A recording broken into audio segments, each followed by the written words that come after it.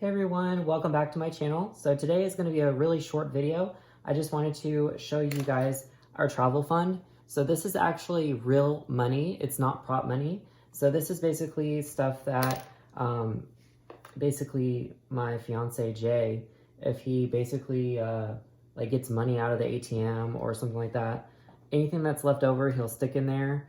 And I also put my tips and stuff in here as well. And I actually got tipped today.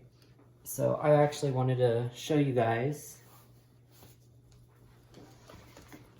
So I got $5 today, and I'm gonna put it in the jar. On February 2nd, I'm actually gonna count this so we can just get a tally of how much is actually in there.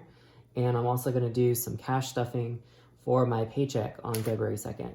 So stay tuned, guys, and if you haven't subscribed already, go ahead and hit that subscribe button, hit the like button if you liked it, and I will see you guys in the next video. Bye!